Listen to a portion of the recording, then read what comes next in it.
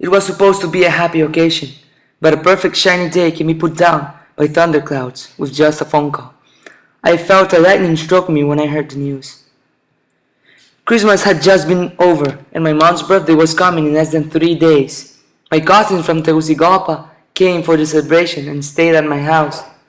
We enjoyed my mom's 35th birthday. There was plenty of food for the entire guest at my home and plenty of drinks for the adults to enjoy. A concert was coming soon. David Guetta, a famous DJ, was coming to Tegucigalpa, Honduras for the first time. I had tried to convince my dad to let me go to the concert ever since I first heard of it. Transportation was a problem, since he told me he wouldn't take me on a 5-hour trip just for a concert. I was so lucky my uncles came from Tegucigalpa as a surprise for my mom's birthday. It was even better that they stayed at my house. Thanks to my uncles, I was able to spend New Year in Tegucigalpa and celebrate it with my cousins. Most of them were girls and a few were boys. Raul, one of my cousins, who was probably the oldest boy there after me, he was a 13-year-old kid that had gone through a harsh moment in his life. Raul had gone through many surgeries and chemotherapies due to his brain tumor. At the New Year's party, he was wearing a hat since the radiation therapy caused him to lose his hair. We were not some for him, because the worst part was over. The doctor said he would be fine soon since the treatment was almost complete. So we just enjoyed the night and threw some firecrackers at the street. 2 days later, I was starting to get ready for the concert. My uncle went with me and left me at the entrance of the place where the concert was going to be held.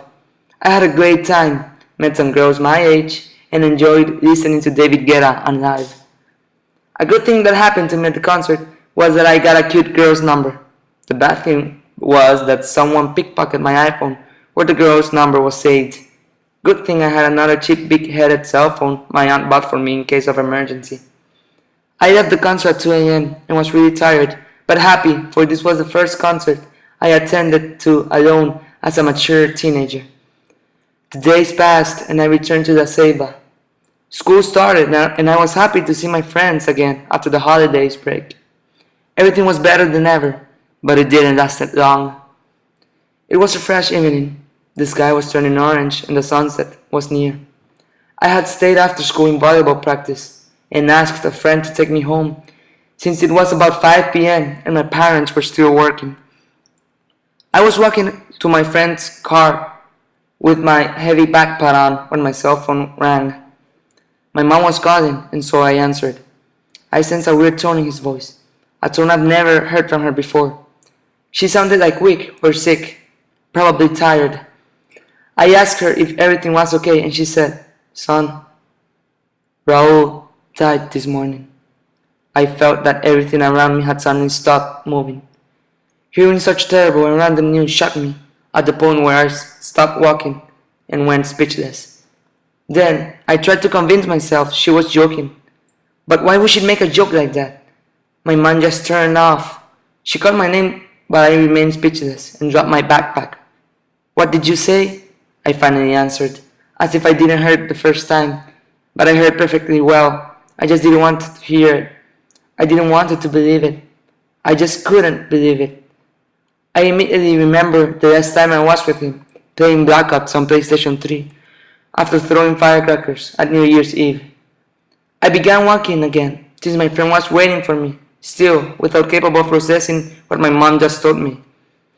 I hung up the phone and did my best not to fall down and break into tears, at least not in front of my friend.